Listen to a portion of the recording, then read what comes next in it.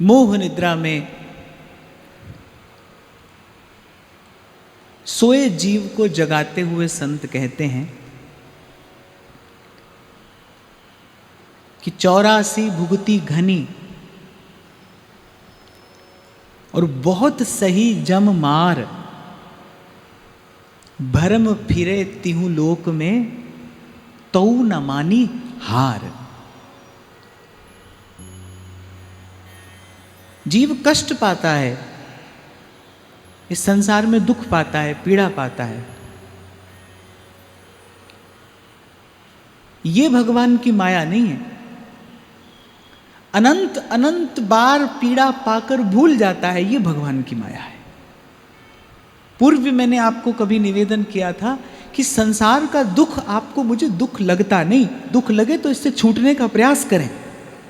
भगवान की माया ने कैसा मोहित किया है जीव को, जैसे कभी कभी रस्सी में सांप का भ्रम हो जाता है ना, ऐसे ही माया ने क्या किया है, माया ने संसार के दुख में सुख का आभास प्रकट कर दिया है कि संसार का दुख ही जीव को सुख स्वरूप प्रतीत होता है। दुख पाकर भी संत कह रहे हैं कि भरम फिरे तिहु लोक में, स्वर्ग भी गया, नरक की पीड़ा भी पाई, देवलोक का वैभव भी देखा, कितनी बार जन्मा, कितनी बार मरा, भरम फिरे तिहु लोक में, पर कह रहे हैं तऊ न मानी हार। ये भगवान की माया है। ये माया श्री कृष्ण की और मोहो सब संसार। यहां आकर महापुरुषों को आश्चर्य होता है कि देखो पल पल जीवन घट रहा है, जीवनी शक्ति का ह्रास हो रहा है, हाथ कुछ नहीं आ रहा, अनेक अनेक प्रयास करने के बाद भी हाथ क्या आ रहा है, कष्ट है, खेद है, खो देने का भय है। जो हाथ आया है वो भी अपने साथ कुछ भय लेके आया है, कुछ चिंता लेके आया है।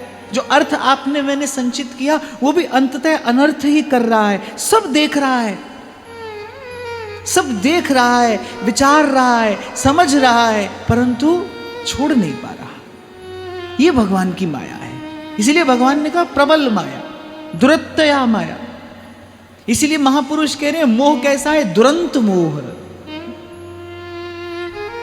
तो संत कह रहे हैं 84 भुगती घनी और बहुत सही जम मार, भरम फिरे तिहु लोक में पे तऊ न मानी हार। कह रहे तऊ न मानी हार, मुक्ति की चाह न कीनी। ये भगवान की माया है। जैसा आपको मैंने निवेदन किया ना, अनंत अनंत बार दुख पाया, पीड़ा पाई और अपार क्लेश पाया, पर लेकिन उससे मन उपरत नहीं हुआ। आज आंख बंद करके 2 घड़ी एकांत में बैठो, मन में किसकी स्फुरना होगी, संसार की स्फुरना होगी। ये भगवान की माया है। कहा करूं तेरी प्रबल माया और दे तो मन भरमाए। यही भ्रम है मन का। माया ने क्या किया है, माया कहते किसे हैं, जो है तो नहीं पर दिखती है, भासती है, बांधती है नहीं। एक बार एक ऊंट चलाने वाला था, बेचारा अपने ऊंट पर कुछ सामान ढोता था, जो उससे मिल जाता था उससे गुजर बसर हो जाती थी। एक बार कहीं से चला और ऊंट को बांधने की रस्सी भूल गया ले जाना। अब सांझ ढल गई, ऊंट को बांधना था। अब भाई रस्सी है नहीं, खुला छोड़ नहीं सकते, लेकिन वो चतुर था, बुद्धिमान था। अब ऊंट को क्या है, रोज बंधने का अभ्यास है। एक नियत समय पर वो ऊंट वाला उस ऊंट को बांध देता है, उसको बंधने का अभ्यास है। आज उसने क्या किया, बिना ही रस्सी के बस उसे खूंटे के पास ले जाकर और ऐसे बांधने का उपक्रम कर दिया। ऊंट को लगा मैं बंध गया, रस्सी नहीं है पर बंधा है, हिलता नहीं डुलता नहीं। ऐसे ही यही भगवान की माया है नहीं, कुछ भी नहीं है पर बांधती है, भासती है। जो ना हो पर लगे, बांधे, आपको बंधन में डाल दे, वही भगवान की माया है। जब जादूगर खेल दिखाता है तो क्या करता है, टोकरी में फूल हैं, फूलों से सोने चांदी के सिक्के प्रकट कर देता है। पर सोने चांदी के सिक्के हैं नहीं, पर वो दिखते तो हैं भाई, वो दिखते हैं, वो भासते हैं। इसीलिए संतों ने इस संसार को भी क्या कहा है, बाजीगर को पेखनो। बोले जादूगर का खेल है ये जादूगर का खेल है। और ये भगवान की माया है तो नहीं, पर उसने जीव को अनादिकाल से बंधन में डाला है। और उसमें भी उस माया का प्राबल्य क्या है कि तौ न मानी हार पे मुक्ति की चाह न कीनी। कल इस विषय पर हमने विस्तार से चर्चा की। प्रभु क्या चाहते हैं आपसे, हमसे? प्रभु बस हमसे इतना ही चाहते हैं कि हम संसार को छोड़कर प्रभु को चाहें। वो तो केवल चाहने से मिलते हैं। भगवान कुछ करने से हाथ नहीं आते। प्रभु तो प्रभु को चाहने से मिल जाते हैं। इसीलिए भगवत प्राप्त महापुरुष कहते हैं भाई बहुत कठिन भी है और बहुत सरल भी है। भगवान को पाना सबसे कठिन है और कह रहे भगवान को पाना ही सबसे सरल है, क्योंकि करना तो कुछ भी नहीं है। भगवान केवल चाहने से ही मिल जाते हैं। आप केवल उन्हें चाहिए, आप केवल उनकी चाह करिए, वो आपको चाह करने से मिल जाएंगे। पर जीव विवश कहाँ है, उस संसार की चाह नहीं छोड़ पाता, छूटती नहीं। मैं ये नहीं कहूँगा छोड़ नहीं पाता, नहीं छूटती, छूट नहीं पाती, रच बस गया है। संसार हमारे स्वभाव में आ गया है। जैसे दूध को कोई जल में मिला दे या जल को दूध में मिला दे, अब वो क्या है ना, एक में एक हो गया है। अब तो उसे बिलग कौन कर सकता है? हंस कर सकता है। बस उसी के पास ऐसी योग्यता है, उसी के पास ऐसी युक्ति है जो उस क्षीर और नीर को बिलग बिलग कर सकता है, सार ग्रहण कर सकता है। एक दूसरा उदाहरण संत लोग देते हैं कि जैसे चक्रव्यूह में फंसना तो आता था, अभिमन्यु को निकलना नहीं आता था। चक्रव्यूह से निकलने की कला कौन जानता है? या तो श्री कृष्ण जानते हैं या अर्जुन जानता है, अभिमन्यु नहीं जानते। तो जीव ऐसा है, इस संसार के चक्रव्यूह में घुस तो जाता है पर उसे निकलना नहीं आता। और चक्रव्यूह से निकलने की जो युक्ति है या तो भक्त के पास है या भगवान के पास है। ऐसे क्षीर नीर के जैसा मिल गया है ये संसार आप में, हम में। ये एक प्रकार से सजातीय और विजातीय का मेल हो गया है। इसी को वेदांत धारा का चिंतन करने वाले जड़ और चेतन की गांठ कहते हैं। जड़ चेतन ही ग्रंथि पड़ गई, गांठ पड़ गई, छूटती नहीं। आप देखो कभी कभी कोई गांठ ऐसी पड़ जाती है, वो बड़ी सूक्ष्म ग्रंथि होती है, हाथ नहीं आती, छुटाए छूटती नहीं। ऐसे जड़ चेतन ही ग्रंथि पड़ गई, यद्यपि मृषा, पर कह रहे छूटत कठिन नहीं, ये छूटना बड़ा कठिन है। कौन चाहिए? जिसकी बड़ी सूक्ष्म दृष्टि हो,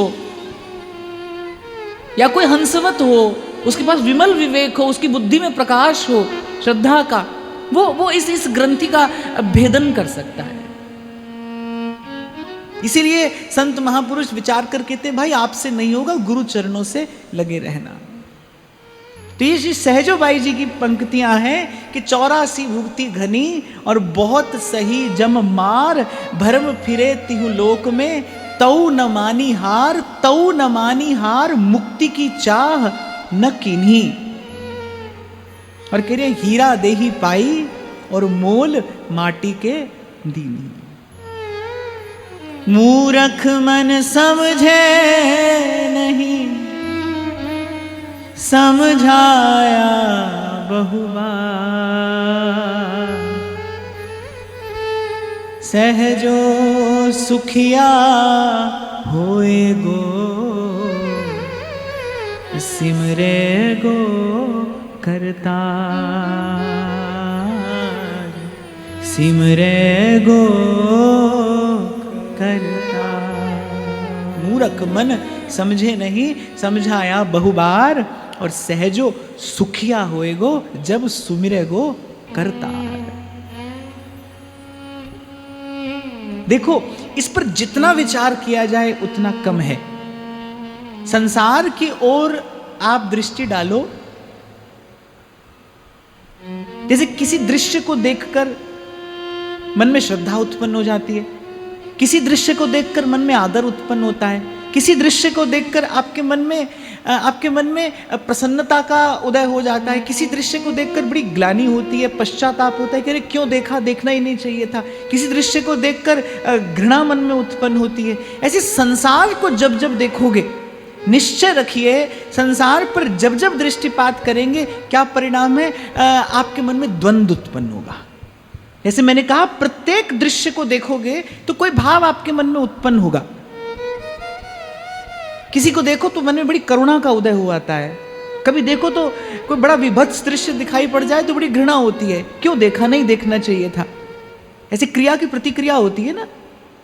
ऐसे संसार की ओर आप जब जब देखेंगे आप तब पाएंगे आपके मन में द्वंद्व का उदय हुआ है। संसार की ओर देखना माने द्वंद्व में पड़ जाना। तो संसार की ओर देखो तो द्वंद्व है, द्वंद्व माने जीवन है, मरण है, हानि है, लाभ है, यश है, अपयश है, सुख है, दुख है। संसार में जहां देखो वहां द्वंद्व है। द्वंद्व से ही संसार बना है। मैं एक उदाहरण दिया करता हूं कि जो कपड़ा बुनने वाला होता है ना, वो एक ही सूत के दो सिरे अपने हाथ में पकड़ता है, उसे ताना बाना कहते हैं। ऐसे बुनने वाले ने, रचने वाले ने ये संसार भी रचा, कैसे ताने बाने से रचा है, द्वंद्व से रचा गया है ये संसार। जहां तक दृष्टि जाएगी, जहां तक मन जाएगा, वहां तक द्वंद्व है, वहां तक दुविधा है, वहां तक जीवन का बट जाना है। और हमारे महाप्रभु तो सिद्धांत प्रतिष्ठित करते हैं, बोले किसी को सुख खोजना हो तो फिर मन की एकाग्रता में खोजे, क्योंकि ये जो एक मन बहुत ठौर कर कहो कौन सचु पायो। मन एक है, आंख दो है, कान दो है, और सब रचना आप जानते। पर देखो प्रभु की रचना कैसी है, मन एक दिया है। वो मन एक अनेक स्थान पर लगेगा तो पीड़ा पाएगा। मन एक है, एक में लगे तो सुख पाता है। मैंने उस दिन आपको बड़े विस्तार से निवेदन किया, भगवत रस की बात तो छोड़ दीजिए, संसार के विषय रस में भी यदि मन एकाग्र ना हो तो उसकी अनुभूति नहीं होती। आप भोजन कर रहे हैं, मन कहीं और है, तो आपको कभी कभी खबर भी नहीं पड़ती कि भोजन कैसा बना था। भोजन कर लेने के बाद आपको याद आता है कि अरे हमने भोजन कर लिया। बैठे कहाँ हैं, बात किसी से कर रहे हैं, पर मन कहीं और है। वो कैसी बात कर रहा है, उसकी आप ठीक ठीक प्रतिक्रिया भी नहीं दे पाते। होता है ना कई बार ऐसा। तो भगवत रस तो छोड़िए, जो संसार का विषय रस है उसमें भी यदि मन न लगे तो उसकी अनुभूति नहीं होती। रस की अनुभूति मन के एकाग्र होने में है। ये सूत्र है, फैक्ट, प्रिंसिपल। इसे कोई चुनौती नहीं दे सकता। ये सार्वभौमिक सत्य है, यूनिवर्सल ट्रूथ। मन जब तक किसी विषय में नहीं लगेगा तब तक उस विषय जन्य सुख दुख की अनुभूति नहीं कर पाएगा। खूब रहते हैं संत संसार में, उनका मन संसार में होता ही नहीं, तो संसार में होने वाले सुख दुख की उनको कोई खबर नहीं पड़ती। देखने वाला तो सोचता है कि भाई देखो भक्त बेचारा कितना कष्ट पा रहा है, पर भक्त से जाकर पूछो ना, भक्त की दृष्टि संसार पर है ही नहीं, भक्त की दृष्टि भगवान पर है। इसलिए संसार से होने वाले सुख दुख की उसे कोई अनुभूति नहीं होती। आप कभी भी भक्त को कष्ट पाते देखो तो कष्ट मत पाना, भक्त कष्ट में नहीं है, भक्त कष्ट में रहता ही नहीं, क्योंकि उसकी दृष्टि संसार पे है ही नहीं। और सदा इस सूत्र को स्मरण रखना चाहिए कि जब तक मन किसी विषय में, किसी वस्तु में नहीं है, तब तक उस विषय या वस्तु जन्य सुख दुख का, प्रसन्नता या खेद का अनुभव आपको नहीं होगा। मन का होना जरूरी है, आपका होना नहीं, आपके मन का होना। आप रहे आते हैं किसी के साथ बिना मन के जीवन भर, होता है ना, ये जीवन का कटु सत्य है। कभी कभी किसी के साथ जीवन भर का संबंध निभाना पड़ता है बिना ही मन के। पर आप जानते हैं, ईमानदारी से आप जानते हैं कि उस व्यक्ति के सुख दुख से मन का कोई लेना देना नहीं रहता, मन का लेना देना नहीं रहता। तो संसार की ओर दृष्टि डालो तो भ्रम है, द्वंद्व है, मोह है, क्लेश है। और प्रभु की ओर दृष्टि डालो तो संत लोग गाते हैं, बोले मुरली वाले से जिसका संबंध है उसे हर ठौर आनंद ही आनंद है। अब भगवान पर दृष्टि रखिए, दृष्टि प्रभु पर रखिए। देखिए कोई कष्ट नहीं है, कोई पीड़ा नहीं है। तेरे फूलों से भी प्यार और तेरे कांटों से भी प्यार। एक तत्वज्ञ महापुरुष, एक सूक्ष्मदर्शी महापुरुष जब संसार को देखता है ना, तो वो संसार को नहीं, वो संसार को रचाने वाले पर दृष्टि रखता है। कई बार मैं आपसे कहता हूं, जीवन में दृष्टि इस बात पर रखिए कि आपके जीवन में जो हो रहा है, जो आ रहा है, जो आप पा रहे हैं, वो भेजने वाला कौन है। आप देखेंगे आप बहुत बड़े कष्ट और अनर्थ से बच जाएंगे। और भाई तत्वज्ञ महापुरुष निर्णय देते हैं, निर्णय देते हैं, बोले कोई अपना पुरुषार्थ भले मानता रहे, मानता हो तो मानता रहे। अरे ब्रह्मा जी को भी आकर मानना पड़ा, ब्रह्मा जी को भी आकर मानना पड़ा। जब ब्रह्मा जी को मोह हुआ और फिर जब ब्रह्मा जी के मोह का नाश हुआ और श्री ब्रह्मा जी ने श्री ठाकुर जी की स्तुति की, तो ब्रह्मा जी ने कहा प्रभु मैं भूल गया था, कुछ क्षणों के लिए मुझे लगा कि मैं सृष्टि की रचना करने वाला हूं, पर मैं ये भूल गया था, अरे मेरी रचना करने वाला भी तो कोई है, मैंने सृष्टि की रचना की है, मैं विधाता हूं, पर मेरी रचना करने वाला भी तो कोई है। इसीलिए सूरदास तो बड़ी प्यारी बात कहते हैं, कहिए कि ओ गोपाल को सब हो, कि ओ गोपाल को सब हो, जो अपनों पुरुषार्थ मानत जो अपनो पुरुषार्थ मानत अति झूठो है सोई, अति झूठो है सो। कोई करे कहे कि मैं करता हूं तो बोले अति झूठो। एक तो झूठा, सूरदास कह रहे अति झूठा, भले वो सबसे झूठा है अगर कोई कहे मैं करता हूं। और मैंने तो उस दिन भी आपको कहा ना भाई, दो ही विधियां हैं इस समस्या के समाधान के, दो मार्ग हैं। या तो स्वयं को कर्ता मानिए, स्वयं को कर्ता मानो तो परिणाम क्या है, सुख और दुख है, द्वंद्व है, संसार है। और प्रभु को कर्ता मानो तो न सुख है और न दुख है। प्रभु को यदि आप कर्ता मानते हैं तो फिर देखिए न सुख है न दुख है, फिर यहां भी प्रभु है वहां भी प्रभु है, ऐसे भी वाह वाह है और वैसे भी वाह वाह है। और फिर सत्य यही है भाई। मैं उस दिन आपको निवेदन कर रहा था ना, श्री गुरु नानक देव जी महाराज साक्षात्कार होने के बाद जो पहली बात पहले पन्ने पर लिखते हैं वो क्या है, हुक्म भीतर सबको और बाहर हुक्म न कोई, जो को अपनो पुरुषार्थ मानत, तो कहने अति झूठो है सोई। और फिर सूरदास कहते हैं कि साधन मंत्र जंत्र उद्यम बल, साधन मंत्र जंत्र उद्यम बल, कहने ये सब डारो धोई। बोले सब भगवान की माया है। माया जीव को पहले कर्ता बनाती है, जीव समझता है मैंने किया, और जैसे समझता है मैंने किया करता है, फिर भरता भी है। और जो करेगा वो भरेगा, और जो भरेगा वो, जोर से बोलो, मरेगा। उसके लिए मृत्यु है। जो करेगा वो भरेगा, जो भरेगा वो मरेगा। और जो करेगा नहीं वो भरेगा नहीं, और जो करेगा और भरेगा नहीं वो मरेगा नहीं। वो क्या करेगा, वो केवल तरेगा। वो भगवान की कृपा का अनुभव करके उस कृपा के प्रवाह में तरता है। और श्री स्वामी जी महाराज आज के पद में यही कहते हैं कि तिनका ज्यों बयार के बस। जो करेगा वो भरेगा, जो नहीं करेगा, जो अपना उद्यम अपना पुरुषार्थ नहीं मानेगा, बोले वो ना करेगा ना भरेगा ना मरेगा। बस प्रभु के इस कृपा रस के प्रवाह में तरेगा, वो तर जाता है, वो तर जाता है। आप और मैं गुनगुना तो देते हैं, पर संत के बड़े सरल से शब्दों में बड़ा गहन गंभीर अर्थ निहित होता है। संतन की बात में बात बात में बात, जब संत कहते हैं ना मैंने कुछ है किया और ना कछु करने जोग, जो कुछ किया सो आपने, प्रभु आप ही करने जोग। और मुझे लगता है कि जब से ये सृष्टि अस्तित्व में आई है तब से अगर करने योग्य कार्य किया है किसी ने तो संतों ने ही किया है। अगर करने योग्य कार्य, जिसे पुरुषार्थ कहना चाहिए, कोई श्रेष्ठ कार्य किया है इस संसार में कभी किसी ने, किसने किया है, साधु ने ही किया है, संत ने ही किया है कि संसार से हटाकर जीव को भगवान के भजन में लगाया है, उसको बंधन से छुड़ाया है, उसको माया रूपी ग्राह से मुक्त किया है। ऐसा श्रेष्ठ कार्य अगर किसी ने किया है, आप दृष्टि डालिए कोई भी युग हो, सतयुग हो, त्रेता हो, द्वापर हो या ये कली काल हो, श्रेष्ठ कार्य करने वाला कौन है, संत है। और उस संत से पूछो तो वो क्या कहता है, ना मैंने कछु है किया ना कुछ करने यो, जो कुछ किया सो आपने आप ही करने यो। तो सूरदास कहने साधन मंत्र जंत्र उद्यम बल ये सब डारो धोई।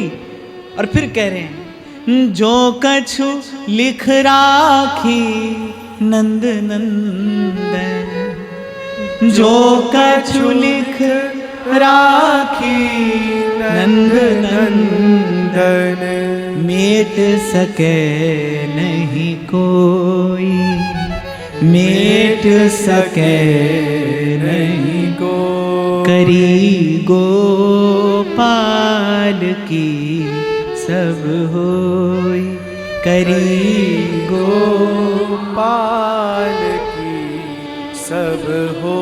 आपको मैंने शायद पहले भी एक बार ये घटना सुनाई थी। मैं फ्लाइट में कहीं जा रहा था तो मेरे बगल में एक सज्जन बैठे थे, तो उनने बात हुई थोड़ी सी, उन्होंने मुझसे मेरा परिचय पूछा। तो मुझसे कोई पूछता है ना आप क्या करते हैं, अब देखो मेरे पास कोई उत्तर तो है नहीं देने के लिए, क्या करते हैं, तो करते तो हम कुछ भी नहीं, तो मैं ये उत्तर देता हूँ बस आराम करते हैं और क्या करते हैं। खैर उन्होंने मुझसे पूछा तो मैंने थोड़ा अपने बारे में उनको बताया, तो फिर वो मुझे थोड़ा ज्ञान देने लगे, बोले आप ऐसा करिए। अच्छा, मैंने कहा फिर, बोले फिर उसके बाद ऐसा होगा, उसके बाद क्या होगा, उसके बाद फिर ऐसा करिएगा, और फिर उसके बाद देखिए ऐसा होगा, और उसके बाद ऐसा करिए। फिर मैंने कहा सब करने के बाद, बोले फिर आराम करिएगा। मैंने कहा मैं अभी कर ही रहा हूँ, मैं अभी आराम ही कर रहा हूँ। आप कह रही इतना सब करने के बाद आराम करिए, और मैं ये सब किए बिना अभी आराम कर रहा हूँ। जीव की यही तो दशा है। अंततः उसको करना क्या है, अंततः वो चाहता क्या है, वो यही चाहता है कि ऐसी ऐसी स्थिति आ जाए, इतना धन हो जाए, इतनी संपत्ति, इतनी समृद्धि, ऐसी पद प्रतिष्ठा हो जाए कि बस मैं बैठा बैठा मैं जो चाहूँ बस वो होता चला जाए। अरे ठाकुर जी कह रहे ये व्यवस्था तो मैं तेरे लिए अभी किए दे रहा हूँ, मेरी ओर देख तो सही, ये व्यवस्था तो मैं तेरे लिए अभी किए दे रहा हूँ। हाँ, प्रभु कहते हैं कि देख मैं जो चाहता हूँ वो तू करता नहीं। मैं उस दिन कह रहा था ना आपसे, ठाकुर जी कहते हैं ये यार, कह रहे मैं जो चाहता हूँ वो तू करता नहीं, और जो तू चाहता है वो होता नहीं। तो मैं जो चाहता हूँ वो तू कर, जो तू चाहेगा वो होने लगेगा। ये तो बड़ा सीधा सा सूत्र है, समझ आ जाए तो। श्री ठाकुर जी कह रहे भाई ये व्यवस्था तो मैं अभी किए दे रहा हूं, आज इसी क्षण।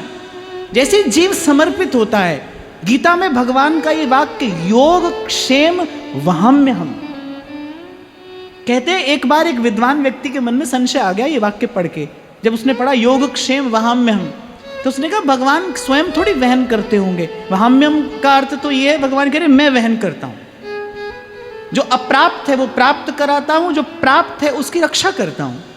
तो उस विद्वान के मन में वो भगवान का ऐश्वर्य चिंतन करते हुए उनके मन में ये भाव आ गया कि भगवान तो ऐसे किसी से करा देते होंगे ये कार्य, और उन्होंने गीता जी के उस वाक्य पर ऐसे ऐसे कलम चला दी कि इसकी जगह कुछ और शब्द होना चाहिए, वहाम्य हम नहीं होना चाहिए। और कह रहे संध्या को जब वो भगवान का दर्शन करने गए तो भगवान के मस्तक पर एक रेखा थी जैसे किसी ने खुरच दिया हो, तो उनको बड़ी ग्लानि हुई। तो भगवान ने कहा भक्त का कार्य तो मैं ही करता हूं, कराता नहीं किसी से, मैं ही करता हूं। जो अप्राप्त है वो उसे प्राप्त कराता हूं, और जो उसको प्राप्त है मैं उसकी रक्षा भी करता हूं। और अस प्रभु छाड़ भजहि जे आना, ते नर पशु बिन पूछ समाना। मेरे महाप्रभु यही तो कहते क्यों ना बिन कष्ट, अरे रस सिंधु को पीजिए। अरे सुखी तो चाहता है जीव, उस सुख का सिंधु यहां प्रवाहमान है, और बिना कष्ट के इस रस सिंधु का पान करना है। कोई कष्ट नहीं, कोई पीड़ा नहीं, कुछ नहीं करना, बस बिलसिए खसम को कमायो, बस मस्तक आकर प्रभु के चरणों में रख देना है। और यही नहीं होता, आस की पास नहीं तोर जानी। तो दोनों ही ओर से देखिए, ऐसे अपने अपने को मानो करता तो फिर देखो संसार, और फिर देखो संसार में आने वाले बड़े बड़े झंझावात, परिणाम क्या है, सुख है और दुख है। और मैं तो बार बार आपसे कहता हूं भाई, संसार में कहने को सुख दुख है, पर होने को दुख दुख है, होने को दुख ही दुख है। कहने को है सुख दुख, क्योंकि सुख का आभास है, सुखाभास होता है संसार में, सुख नहीं है, सुख का आभास, छाया, और छाया हाथ नहीं आती। हाँ, ये भगवान की माया है कि उसने इस छाया को बड़ा मनोरम रूप दे रखा है।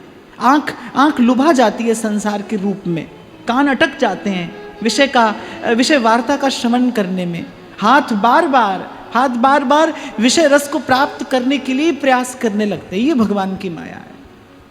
जो कछु लिख राखी नंद नंदन, जो कछु लिख आखी नंद नंदन, मेट सके नहीं कोई, मेट सके नहीं कोई, करी गोपाल की सब होई, कई गोपाल की सब हो।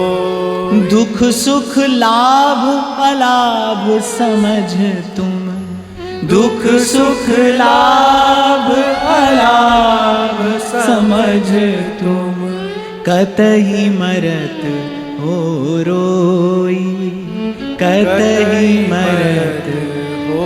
सूरदास जी कहने अरे ये संसार रूपी द्वंद्व को देखकर क्यों रोते हो। एक छोटा सा बालक था, अपने पिता के साथ खेल रहा था, पिता थोड़े यहां वहां हुए, पिता ने एकदम से देखा बालक बड़ी जोर से भयभीत होकर रोने लगा। क्या हुआ पूछा, तो बालक ने उस ओर इशारा करके कहा मुझे को भालू आ रहा है। पिता ने समझाया, बोले बेटा भालू नहीं है। कौन है? बोले तुम्हारे चाचा हैं, कंबल ओढ़ कर आ रहे हैं, तुम्हें लगता है भालू है। भालू नहीं है। ऐसे कभी कभी क्या होता है ना, झूठ से भी दुख हो जाता है, झूठ से ही सुख हो जाता है। तो संत समझा रहे हैं, बोलिए झूठे सुख दुख के लिए हंसने रोने की आवश्यकता क्या है, कतई मरत हो रोई। ऐसे पिता ने समझा दिया ना, बोले भालू नहीं है, अपना ही कोई है, कंबल ओढ़कर आ रहा है। ऐसे संत समझा देते हैं, भाई ना ये सुख है ना ये दुख है, ऐसी दृष्टि मत रखिए। ये जो भी है प्रभु का है, प्रभु से है, प्रभु में है। हमारे लिए प्रभु का विधान है, ये मानिए और आनंद में रहिए। सूरदास स्वामी करुणामय, सूरदास स्वामी करुणामय, श्याम चरण मन पोई, श्याम चरण मन पोई, करी गोपाल की सब होई, करी गोपाल की सब होई।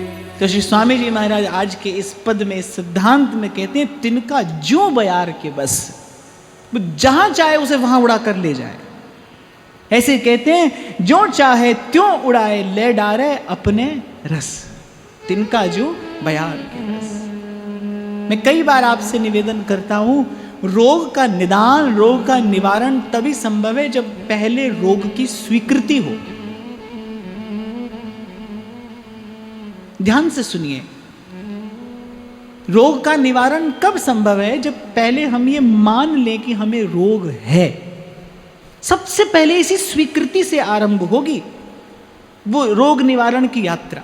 पहले आप मानेंगे रोग है, और जैसे आप मानेंगे रोग है, फिर आप क्या खोजेंगे? फिर आप वैद्य खोजेंगे।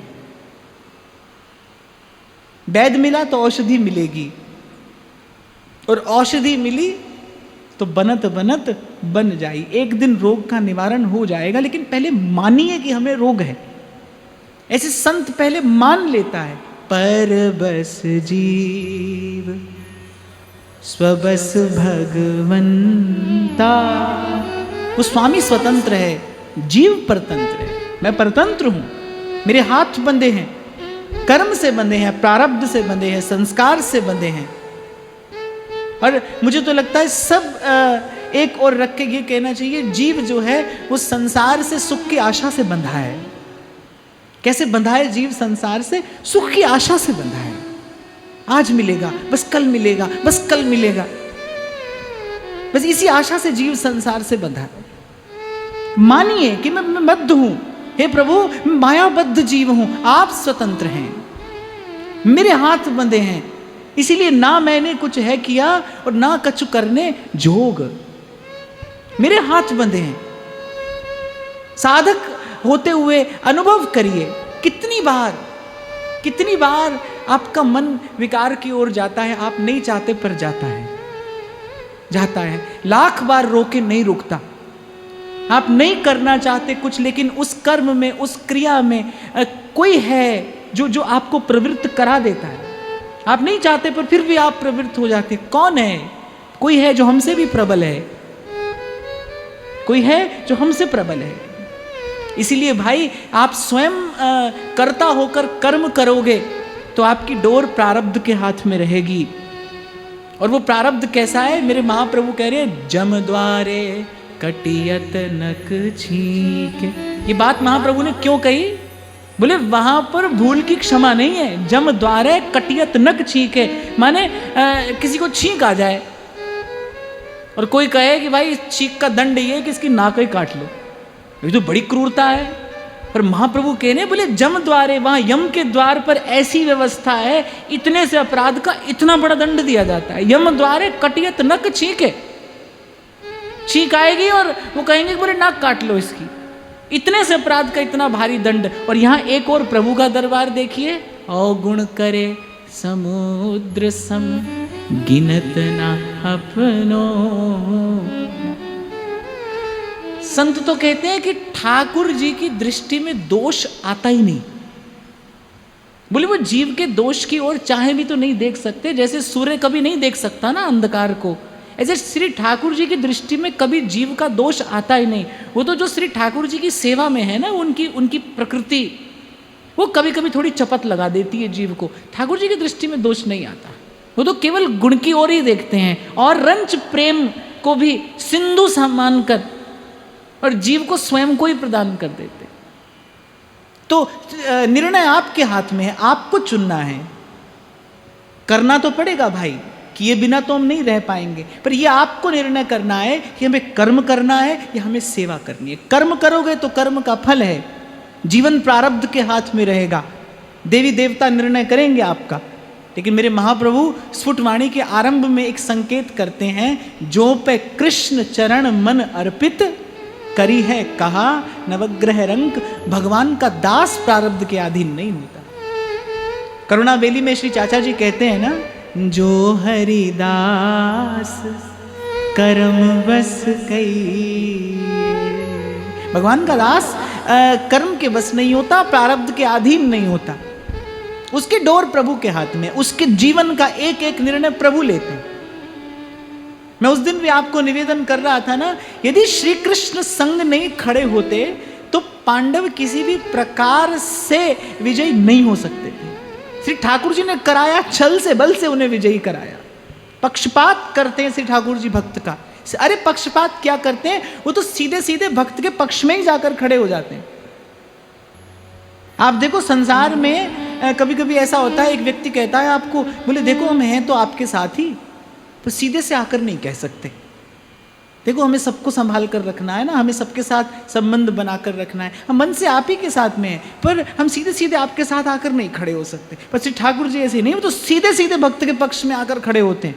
भूल जाते हैं उस समय, भूल जाते हैं वो अपना जो समत्व है, जो उनकी समदर्शिता है, वो अपने सब गुण एक और रख के, सब गुण एक और रख के भक्त पर कृपा करने का, भक्त वत्सलता का एक गुण धारण करते हैं। जो सभीत आवा सरनाई, राखहु ताहि प्राण की नाई। जो सभीत आवा शरण आई, बस राखहु ताहि प्राण की नाई। इसीलिए तो सूरदास जी फिर भगवान का पक्षपात करते हैं। भगवान भक्त का करते हैं, भक्त भगवान का करते हैं। और भजे ते काज सरे, और भजे ते काज सरे, मिटे न जग जंजाल, सब तज भजिए नंद। अरे आज जो कर रहे हो इसीलिए तो कर रहे हो ना, कल सुख मिलेगा। सुख को कल पर क्यों टालते हो? श्री ठाकुर जी कह रहे अरे मैं तुझे आज ही सुख देता हूं, अभी सुख देता हूं और परम सुख देता हूं, ऐसा सुख जो कोई ले ना सके, छीन ना सके। मैं शायद किसी कॉलेज में बच्चों से बात कर रहा था, तो एक बालक ने मुझसे पूछा कि व्हाट इज हैप्पीनेस, प्रसन्नता क्या होती है, आप प्रसन्नता की परिभाषा दीजिए। तो मैंने कहा मुझे तो ऐसे लगता है प्रसन्नता वही है जो आपसे कोई छीन ना सके, जो आपसे कोई ले ना जाए, जो आपकी हो, आपसे कोई लेके ना जा सके। हमारी प्रसन्नता तो उधार की होती है ना, कोई भी लेके चलता बनता है। किसी ने कुछ कहा और हमारी सब प्रसन्नता हवा हो जाती है। एक अपशब्द सुना, कोई कठोर वाक्य सुन लिया, सारी प्रसन्नता चली जाती है। पर प्रसन्नता वो जो आपसे कोई ले ही ना सके। तो श्री ठाकुर जी कह रहे मैं ऐसा सुख दूंगा जो कोई ले ना सके, प्रतिक्षण वर्धमानम, जो दिन दिन गाढ़ा हो। मैं ऐसा सुख, ऐसा आनंद प्रदान करता हूं, और आज और अभी प्रदान करता हूं। ये व्यवस्था होने पर भी जीव भटकता है, ये भगवान की माया है। और इस माया का नाश, इस माया का नाश गुरु के चरणों में बैठ कर ही होता है। कल वो छोटा सा प्रसंग सुनाया ना मैंने आपको, सब कुछ है हमारे पास, पर वो एक ऊंट जब तक मिलेगा नहीं ना उनका, एक बात जब तक उनकी मिलेगी नहीं, उनका साथ जब तक नहीं होगा, उनका हाथ जब तक नहीं होगा, तब तक आपकी मेरी सारी संपत्ति समृद्धि व्यर्थ है भाई। अपनी बात बनानी है। गहरी नदिया नाव पुरानी, गुरु चरणों से अटक रहना, गुरु चरणों से अटक रहना, कछु लेना न देना, मगन रहना, कछु लेना न देना, मगन रहना। इसलिए बुद्धिमानी यही है, रे मन कृष्ण नाम कह लीजे, रे मन कृष्ण नाम कह लीजे, गुरु के वचन अटल करि मानो, गुरु के वचन अटल करि मानो, साधु समागम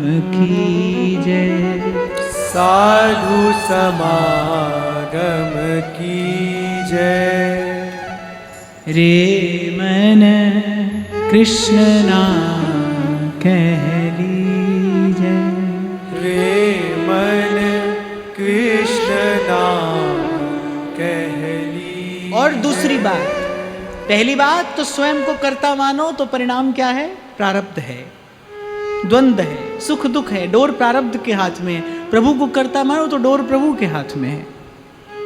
अरे केवल एक ये भाव, एक संत के मुख से मैंने सुना था, बोले झूठा भी कोई कह दे ना प्रभु को मैं आपकी शरण में हूं, बोले तो भी प्रभु निषिद्ध कर्म नहीं होने देते, फिर उससे उसे अनर्थ की ओर नहीं जाने देते, हाथ पकड़ के उसे संभालते हैं, बार बार संभालते हैं, अनेक बार संभालते हैं।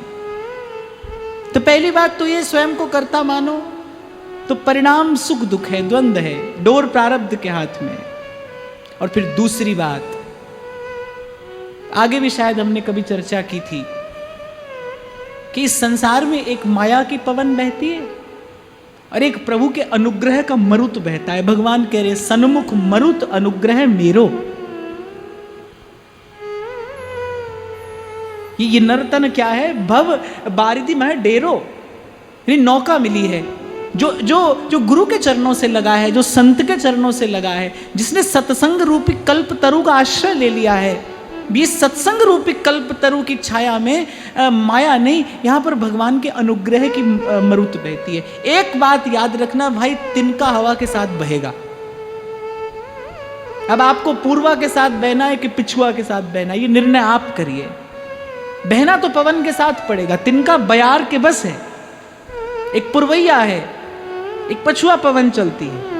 ऐसे ही संसार में एक माया का प्रबल आवेग है, एक भगवान की कृपा की अनुग्रह की मरुत बहती है। सत्संग रूपी कल्प तरु की छांव में आकर जीव बैठे तो फिर अनुग्रह की मरुत में बहता है, और ये अनुग्रह की मरुत जीव को बहाकर जगन्नाथ के चरणों में ले जाकर डाल देती है। जो सत्संग से लगा है भाई, वो आज नहीं तो कल प्रभु के चरणों में ही जाकर पहुंचेगा, अवश्य पहुंचेगा।